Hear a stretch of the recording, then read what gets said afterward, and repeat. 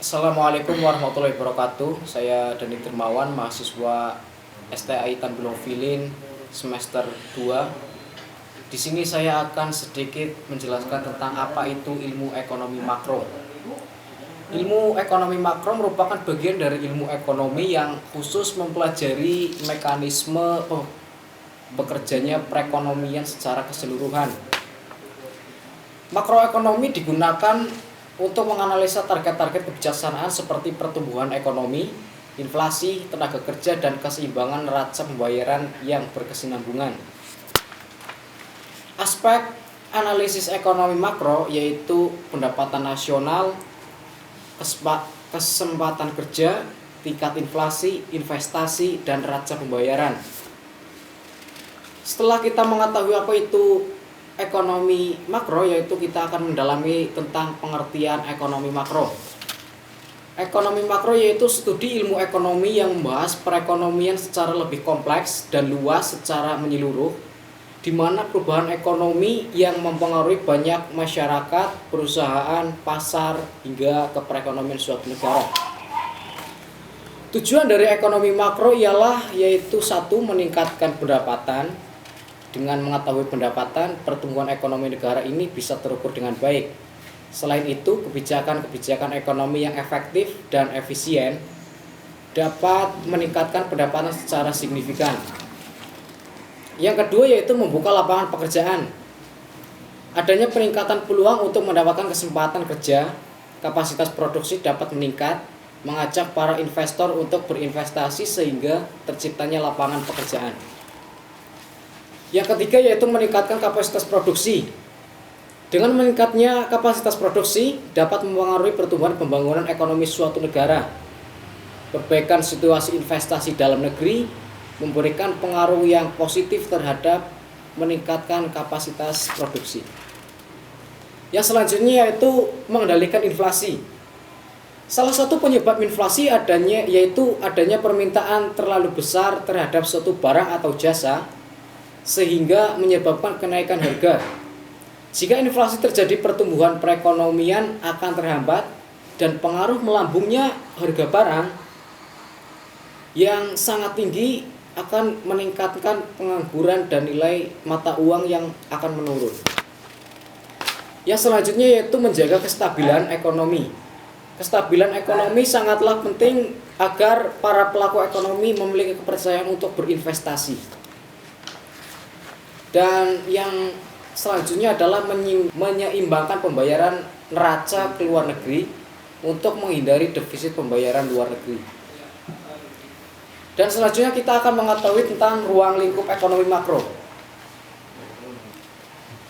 Oke, setelah itu kita akan mengetahui apa itu ekonomi makro. Ekonomi makro adalah bagian dari kegiatan ekonomi yang menjelaskan perubahan ekonomi berskala besar yang mempengaruhi masyarakat dan perusahaan serta pasar mereka. Ekonomi makro sering terkait dengan masalah keuangan negara. Dalam sebuah bisnis, ekonomi makro berperan dalam menganalisis metode atau cara terbaik yang mempengaruhi kebijakan sasaran seperti stabilitas harga, pertumbuhan ekonomi, tenaga kerja, dan pencapaian keseimbangan. Ekonomi makro terdiri dari beberapa komponen yang dapat secara langsung mempengaruhi pengambilan keputusan suatu perusahaan, termasuk pengembangan perusahaan. Yang selanjutnya adalah penentuan tingkat aktivitas suatu negara. Dalam analisis ini, teori ekonomi makro akan menjelaskan sejauh mana ekonomi dapat menghasilkan produk dan layanan. Analisis ekonomi makro ini akan memberikan perincian pengeluaran secara agregat atau keseluruhan, termasuk yaitu pengeluaran rumah tangga, pengeluaran pemerintah, perusahaan atau biaya investasi dan ekspor impor.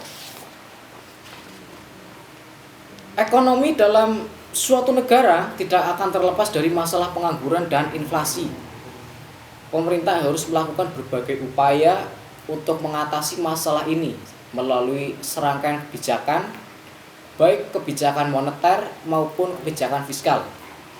Apa itu kebijakan moneter? Kebijakan moneter adalah kebijakan yang dilakukan oleh pemerintah untuk mempengaruhi jumlah mata uang yang beredar di masyarakat atau jumlah uang yang beredar dalam perekonomian. Sedangkan kebijakan fiskal merupakan langkah pemerintah dalam mengubah struktur dan jumlah pajak dan pengeluaran yang tujuannya untuk mempengaruhi kegiatan ekonomi. Yang selanjutnya adalah pengeluaran agregat atau komprehensif. Ketika pengeluaran keseluruhan tidak mencapai tingkat ideal, akan ada masalah dalam perekonomian. Untuk mewujudkan peluang kerja yang lebih baik dan mengendalikan tingkat inflasi, idealnya pengeluaran agregat harus pada tingkat yang dibutuhkan. Meskipun secara teori ini tidak bisa dilakukan, dalam praktiknya tujuan ini cukup sulit untuk diwujudkan. Setelah itu kita akan mengetahui dasar-dasar ekonomi makro dalam perspektif Islam, yaitu konsep dasar ekonomi makro Islam.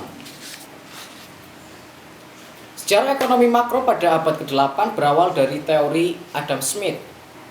Kemudian lahirlah para ekonom yang melahirkan teori ekonomi liberal. Setelah terjadi krisis pada abad ke-20, maka lahirlah teori ekonomi makro.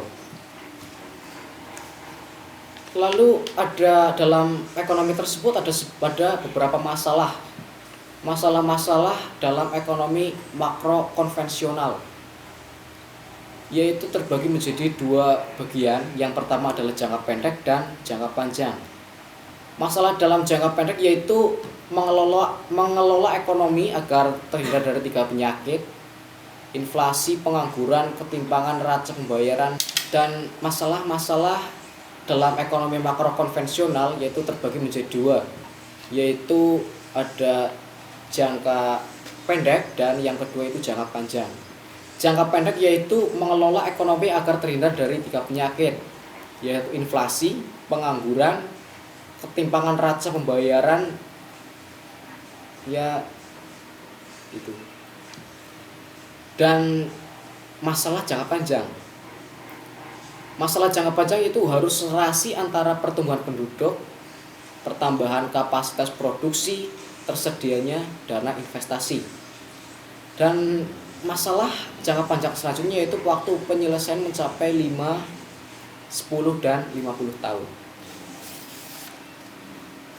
Sejarah ekonomi makro Islam yaitu terbagi menjadi 5 bagian, yaitu ada masa pada zaman Rasulullah, masa pada Khalifah Abu Bakar, terus masa dalam Khalifah Umar bin Khattab, lalu masa Khalifah Utsman bin Affan, dan masalah Ali bin Abi Thalib. Mungkin cukup sekian dari saya mengenai ekonomi makro. Mungkin bila ada tutur kata yang salah atau pengertian yang salah mohon dimaklum. Setidaknya itu yang bisa saya sampaikan. Sekian, terima kasih. Assalamualaikum warahmatullahi wabarakatuh.